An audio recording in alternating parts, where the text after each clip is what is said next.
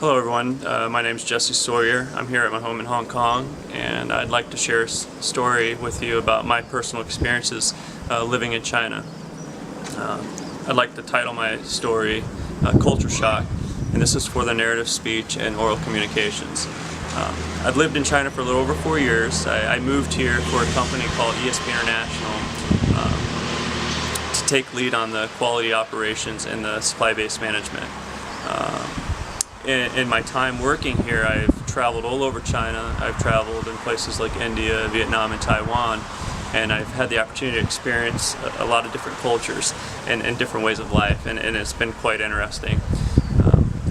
There are a lot of different things and the various cultures that are quite different than the way we do things in the U.S. Of course, you have the pretty obvious things like the different languages, the different types of foods, the way they eat foods. You know, rather than spoons and forks, you have chopsticks. And in India, they use their hands. And then you have things like toilets.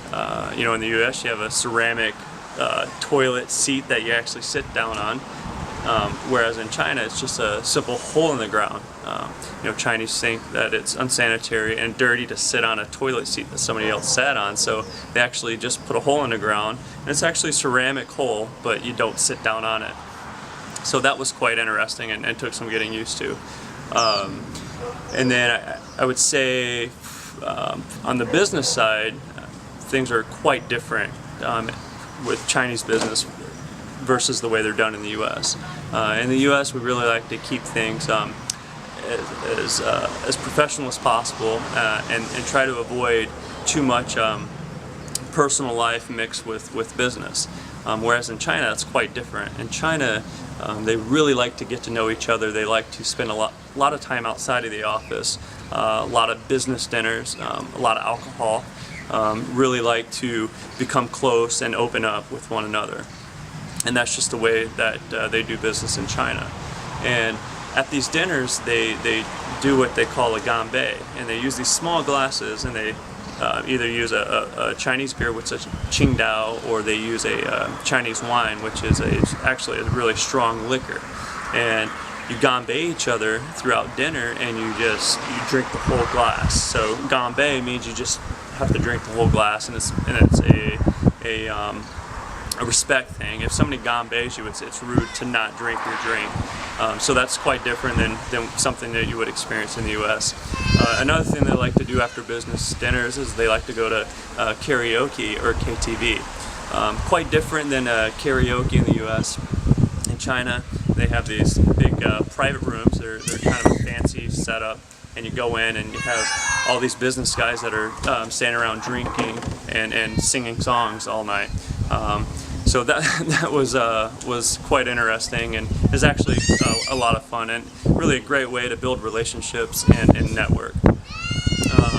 And then another thing that is pretty common is they like to go out for massages. So after dinner, you may go and get a foot and leg massage and sit around and drink some hot tea and talk about business. You know, in the U.S., of course, you can go get a massage, but you're not going to go out with a bunch of co-workers, or after a business meeting, you're not going to go out with, you know, all the business people to actually, you know, have a big massage outing. So, but quite different, but a lot of fun. But the most shocking experience that I've had by far is I went to this all-man spa once, and never been, didn't know what to expect. Went in, and they took us to our lockers, and they gave us these robes to wear. So we put on these robes, and then we go out into this big open room where had this massive hot tub, and there's about 50 to 60 Chinese men all getting in this hot tub, and that was a little strange in itself. But then things got really strange. Everybody was naked. And I really didn't know what to do. I was extremely uncomfortable. Wanted to run out of there immediately, but couldn't do that.